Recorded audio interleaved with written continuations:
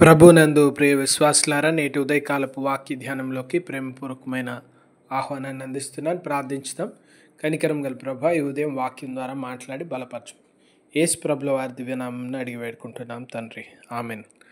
ప్రియ విశ్వాసులారా, ఈ ఉదయకాలము తిమోతికి రాయబడినటువంటి 2వ పత్రిక 3వ అధ్యాయంలో 16-17 వచనంలో అన్ని సమయముల కొరకు వాక్యము చేత ఆయత్తపరచబడ్డ, ఈక్విప్డ్, సిద్ధపరచబడ్డ, ఆయత్తపరచబడ్డ, వాక్యం చేత ఈక్విప్డ్ విత్ వర్డ్ ఆఫ్ గాడ్, అన్ని సమయంలో అన్ని పరిస్థితులకు దేవుని వాక్యము బోధించడానికి, సరిదిద్దడానికి, హెచ్చరించడానికి, తిరిగి దారిలో పెట్టడానికి, క్రమశిక్షణకు అన్ని విధాల అనుకూలమైనది తిమోతి.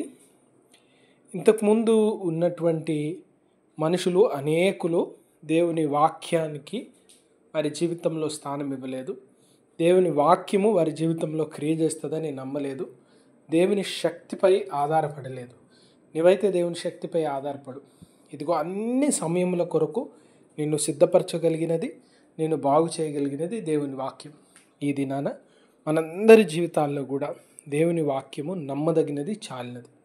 కష్టంలో, దుఃఖంలో, సంతోషంలో, ఆనందంలో, పాలుపోని స్థితిలో, భయంలో, ప్రతి సందర్భంలో మనల్ని బలపరచగలిగింది, ఆదరణనివ్వగలిగింది, ధైర్యంనివ్వగలిగింది. ప్రతిదినం విశ్వాసంతో కొనసాగడానికి మనకు కృపనిచ్చినది పరిశుద్ధాత్మచే మనతో మాట్లాడుతున్న దేవుని వాక్యం. కనుక ప్రియమైన వారలా, దేవుని వాక్యమును చదువుటయందు, ధ్యానించుటయందు అలక్ష్యం చేయకూడదు.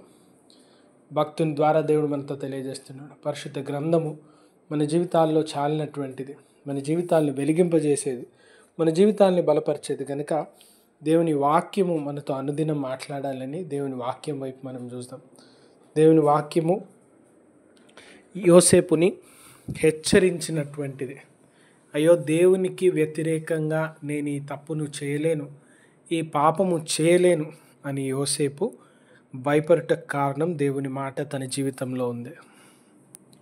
అందుకే దావీదు చెప్తా ఉన్నాడు కదా, యవనస్తులు దేని చేత తమ నడతను దిద్దుకొందురు, నీ వాక్యమును సరిచూచుకుంటేనే.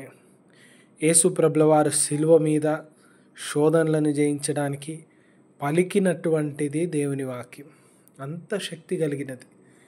ఇశ్రాయేలు ప్రజలు ఎడారిలో, అరణ్యంలో విశ్వాస జీవితంలో బలపడడానికి, వారి అవసరతలు తీరడానికి, ప్రభు వైపు చూడడానికి దేని మీద ఆధారపడిందంటే దేవుని మాట వైపు.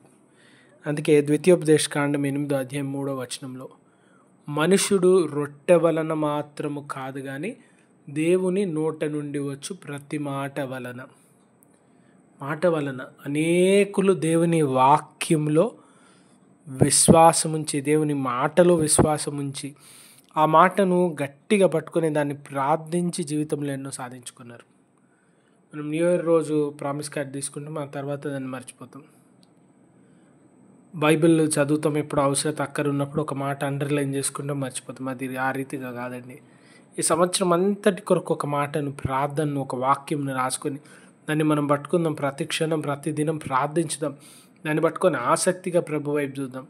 పరిశుద్ధాత్మ దేవుడు శక్తిమంతుడు, బలవంతుడైనటువంటి దేవుడు, మనతో మాట్లాడే దేవుడు, సజీవుడైనటువంటి దేవుడు. ఆయన మాటల్లో జీవం ఉంది. యేసు మాటలో జీవం ఉంది. యేసు మాటలో శక్తి ఉంది.